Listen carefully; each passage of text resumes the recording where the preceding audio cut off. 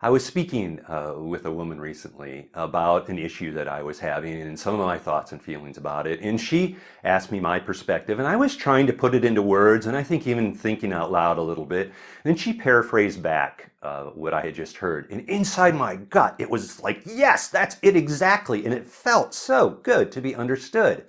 And it's funny because I knew exactly the technique that she was using, but it still felt really good that she understood my feelings, and it helped me to I think them out a little bit in to get them into words. And so when we coach couples, we coach them on how to validate one another and how to listen to one another. And we have a few rules for a listener. So put your reaction on hold.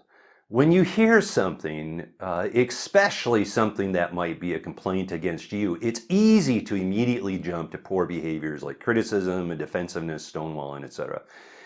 I explain to couples that I often have to go into these discussions and just know that I'm going to take one on the chin, that I'm not going to like what I'm going to hear, and I'm going to hold my reactions. And if I prepare myself for that, it's much easier for me to just listen. And so when I explain this to couples, they seem to get it and they go, okay, yep, I get it. I'll prepare myself ahead of time, and it helps them to put their reaction on hold. Seek to understand. So when they're in a listener role, we explain that it is their job to be understanding. That doesn't mean they can't talk. They can ask questions, they can clarify answers, they can paraphrase.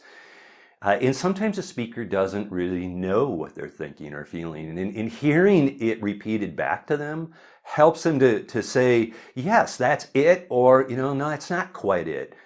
So seek to understand. It's all about understanding. Listen for both thoughts and feelings. And we clarify this for couples because they often get caught up in the words, what's your partner thinking and what those particular words are.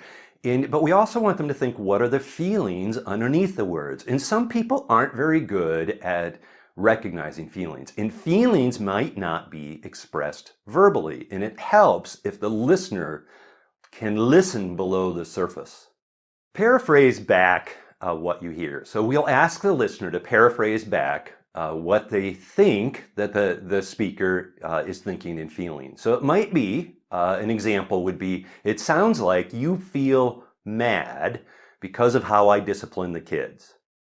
Or I hear you saying you feel sad because what she said to you. So notice it was tentative opening, feeling, kind of about, because, and then the thought. So when the listener is not very skilled at this technique, they tend to just parrot back the exact words that they heard. But as they get better, they can start to speculate on what is happening. For example, one person might say, I disagreed with my coworker, and the listener could say, well, it sounds like you're worried about their reaction. And that may or may not be true, but it can help to draw the speaker out. Good listeners are also able to extend it to other feelings. So let's say the speaker comes in and says something like, why didn't you stop at the store? And the listener can say, I can hear that you're angry. Are you afraid that it won't change? So the fear may or may not be real, but they're extending it into what they think are other feelings. And that speculation is okay, and a speaker can verify that or not. Now, another rule is that understanding doesn't mean agreement. And this is an important one. And people often needed to be reminded of this because oftentimes they think, well, if I'm repeating it back, that means I agree. And both the speaker and the listener need to know that it is just understanding. They are both allowed to have their perspective. And once one person is understood, they can switch roles and the listener gets a chance to talk about their thoughts and feelings. So 3 tips for marriage mentors. Let the speaker hold something. Sometimes couples have a hard time remembering who's speaking and who's listening and understanding. And when that happens, we'll give them a pen or something for them to hold in their hands so the speaker holds that. And then when they're done speaking, they can pass it to the listener. And it's a listener's turn to speak. Is there more? We often coach couples just as a listener to say, is there more to that? Is there more that you would like to say about that? because we don't want them to miss something. And oftentimes, the first thing out of the speaker's mouth is not the most important thing. And it may feel natural. Or it may feel unnatural. We had one couple react to this training by saying that is just freakishly unnatural. And I agree, it can be unnatural for people.